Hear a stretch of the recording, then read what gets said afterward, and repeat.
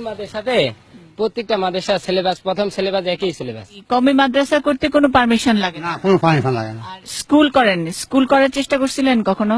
না, করে না। কোন একটা ছোট্ট কিন্ডার গার্ডেন বা বেবি স্কুল বা সেগুলো করার এলাকায় করেন না কেন? করে না, এখন যদি স্কুলে বাধা দেয় এই জন্য করে নেই। শপথ, না তারপরে জাতীয় সঙ্গীত না করি না। করো না? না করে এখানে? না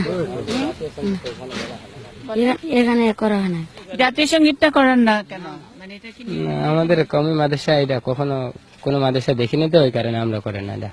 আচ্ছা, আর ওই যে শপথ করে না, শপথটা করেন না? না, শপথ করা হয় না। আচ্ছা, এটা কি নিয়ম, মানে কওমি মাদ্রাসার নিয়ম? কওমি মাদ্রাসা এটা আর কি করানো হয় না। কিন্তু আমাদের এগুলা মানে বড় বড় মাদ্রাসা থেকে এই সিলেবাস যেখান থেকে আসে ওখানে নাই, তো এই কারণে আমাদের করানো হয় না। মানে আমাদের এই বাংলাদেশের মধ্যে সবচেয়ে বড় মাদ্রাসা চট্টগ্রাম হাটহাজারে, সেখান থেকে। এই মাদ্রাসায় পড়ে কি স্বপ্ন দেখো, কি হবা, কি করবা? বড় একজন হুজুর হবো এবং মাদ্রাসা চালাবো, আমি আলেম হবো, হাফেজ হবো। জি, কার জন্য কাজ করবা? কোন দেশের জন্য কাজ করবা? বাংলাদেশের জন্য। প্রধানমন্ত্রীকে পারো? শফি হুজুর কি?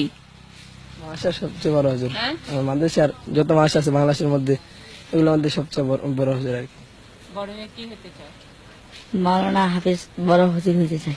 আগেও কি এটাই হতে চাইতা? যখন স্কুলে পড়তা তখনও কি এটাই হতে চাইতা নাকি অন্য কিছু? তখন কি ছিল? তো অন্য কিছু ছিল, অনেক কোনো কিছু চাকরি করতাম। স্কুলে পড়ার সময় এই পুলিশ এগুলো হতে চাইছিলাম। আর মাদ্রাসায় আসে এখন হাফেজ হয়ে মাওলানা এগুলো পরে বড় হুজুর হতে হয়। তোমার যদি এখন আমি আবার স্কুলে নিয়ে যাই তখন আবার কি হতে চাই? জি চাবো না তো। আর কিছু চাবো না? না মাদ্রাসায় পরে হুজুর মগজ ধুলা করে দিছে? না